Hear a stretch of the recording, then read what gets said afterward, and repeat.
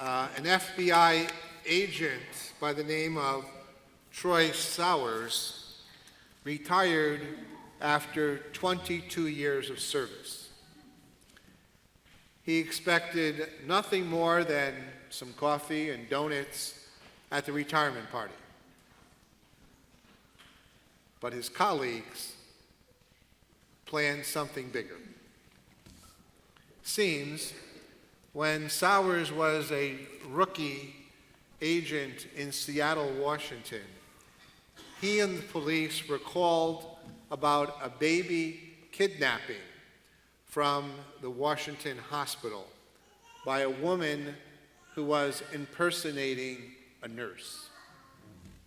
The kidnapper was soon apprehended, and Sowers managed to convince her to tell him where the baby was.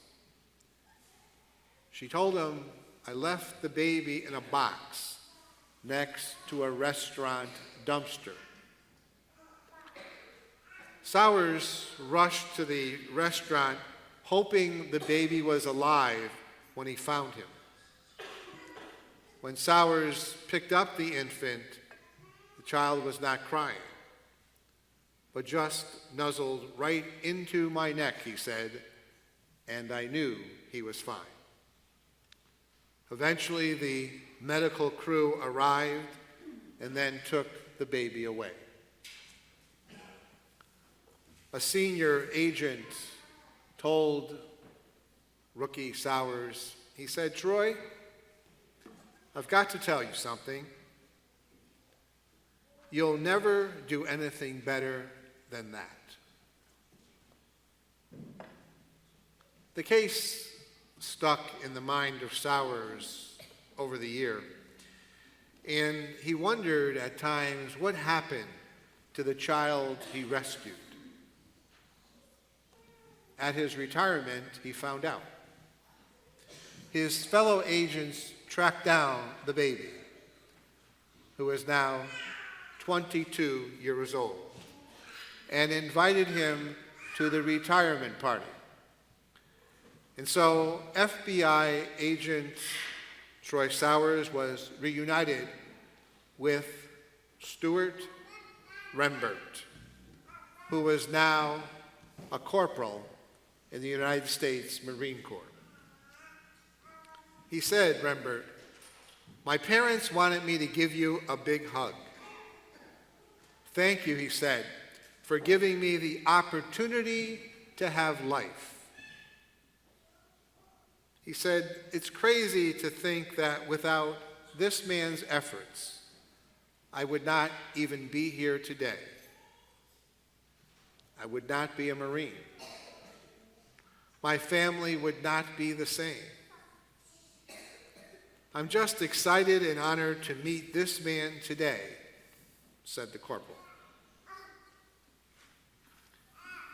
Agent Sauer said the reunion was probably one of the best surprises he ever had. The agent also told Rembrandt, he said, "I'm glad to see what you've done with your life." And then he added, "Pass it on. Pass it on." In the gospel today, we hear about faith and mustard seed faith, that little bit, that just kernel, if you will, that really can evolve into something much greater than itself. You know, ordinary, what we seemingly little acts of kindness, those seemingly simple or just sort of little acts of caring, even those many little as well as big or in between acts of generosity, done in faith, make a big difference. They can even change lives. And as little as it seems, they bear fruit with time. Maybe not today, but maybe in 22 years, or maybe in 5 years, or whatever. You know, in the bulletin a few times in recent weeks, and in a mailing that will be coming to you within the week, we're going to share with you some information about a diocesan campaign entitled Reigniting Our Faith. In a nutshell, what we're being asked to consider here is looking toward the future.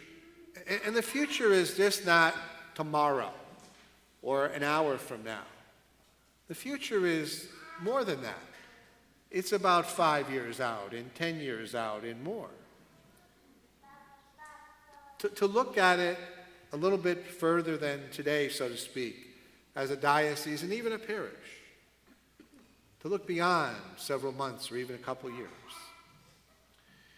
In the brochure that you're going to receive, they're going to mention 4 items from a diocesan perspective that the diocese is asking for us to be involved with. First of all, one is support for vocations. Pretty obvious that, there's a decrease in vocations over the years. How might that change? What efforts can be made to support vocations and increase them? Second item they're talking about is increasing efforts for evangelization. How do we reach out? Not just to people who are not Catholic, but starting with Catholics. How do we reach out to Catholics and invite them to know the gospel, to know Jesus Christ a bit more? We know the challenge is there. How do we respond? What can we do? The third item the diocese is asking us to consider is increasing resources for Catholic education. It's pretty obvious there's always more we can know, and more we can learn because our understanding increases with our age, I think. Hopefully it does. One of the criticisms I had for years, I still have it, of the textbook companies that put together the textbooks for our kids. Now, the books are good.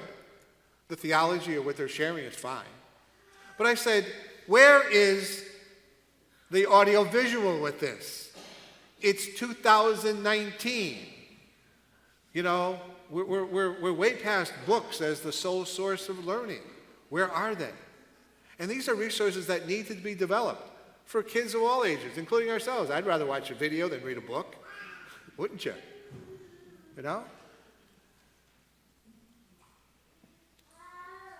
The third or the fourth item is one that's near and dear to my heart. Providing critical funding for our retired priests. And I would say about that retired priest, soon and very soon. And when it comes to our parish, we're doing pretty good, folks. I think you know that. We're doing well because you get it. You get it that we have to support the programming and the like here in the parish for what we do. Nobody else has given us money. But we have it. And you've shown that. And we've been able to, take care of the things we need to take care of. Not just my 10 years as pastor, but for many, many years before my pastorate. For like 151 years of people supporting and make the parish what it is. And we ask you to continue that. It's critical that continue, along with the bishop's appeal. This is something extra, above and beyond. We'll talk about that in a second. But I appreciate what you do, because it proves that the mission and ministry of the gospel continues to be proclaimed, continues to be lived in our time and place. But we're asking to look beyond. And so as a pastor, as a parish, we have a wish list. We have things we wish we could do, things we wish we could do better. And some of the things on the wish list are this: increasing our outreach to the needy and the poor, locally and beyond. How do we do that? Lots of ideas. I gotta tell you one that came to my mind. You may have heard, maybe you didn't hear. Salty's restaurant up the street closed a week ago. Closed. And at lunch the other day, we made note of the question, what's going to happen now on Thanksgiving Day? Because they always hosted a free Thanksgiving meal for people. I don't know. The question came to my mind, can this parish, can a bunch of parishes get together and do something there? I don't know. Maybe we can. Another area of wish list is meeting the challenges that exist in the world today and in our parish today for ministries in the parish and beyond. Last night, I think it was last night, I was looking at the website of Nativity Church in Timonium, Maryland. You've heard us talk about that on occasion. Timonium Church is this mega Catholic church not too far from Baltimore. Huh? And I just was going through the staff listing. You wouldn't believe the number of staff they have. You know, we got this and this and this and this, and then we got this and this and this. I bet you there was easily 30 people on staff. Easily. They do a lot. Has to be maintained and organized and coordinated by some people. It takes a lot to do that. Then increasing, this is the wish list of our parish, increasing efforts to share and live the gospel of Jesus Christ. Huh? How do we do that? How can we do it better? What are some of the old ways or new ways we need to look into? And on it goes. Obviously, there's a financial ask here. Financial ask here, huh? And as I said, I know you give, and I appreciate that. But when it comes to supporting, reigniting our faith, we might say to ourselves,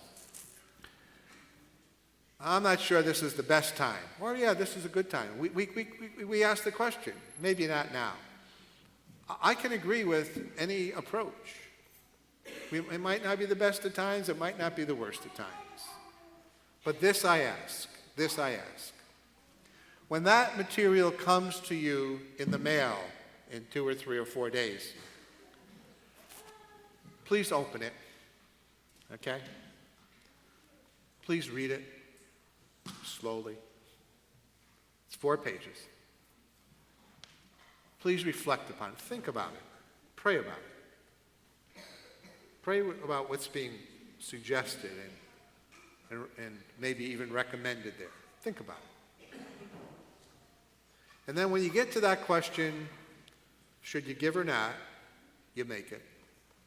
But when it comes to how much should we give, over the next year or the next 5 years, because you can take up to 5 years. Think mustard seed faith. Think mustard seed generosity. Start with something small that you know you could take care of in the next year or 5 years. I don't know, $25,000? Not enough? Not enough? 100,000? I'm just kidding, you know. But a little bit over the course of a year or 5 years might seem not enough, but it might be quite a bit. And if we do what we can, it makes a difference. It makes a difference. You know, I have to say this, because I know this is one question people will have. Father, is there an assessment here that we got to come up with a certain amount of money? The answer is no. The answer is we have a goal. I'm not going to tell you what the goal is. It's higher than you think. Nor will it be noted in the information you get. Okay?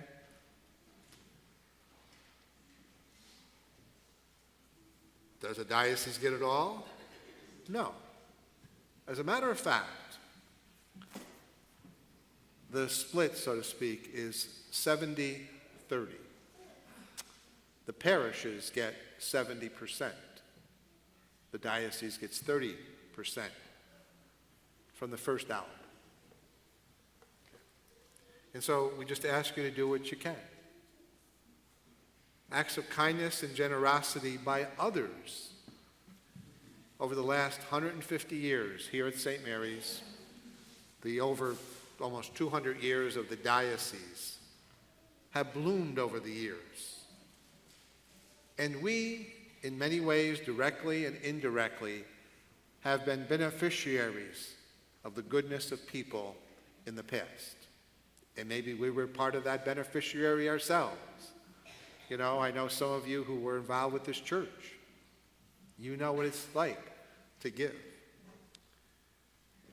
I think that as we reflect upon it and do what we can, maybe the Reigniting Our Faith campaign comes down to what that FBI agent said to the young man who he saved 22 years earlier.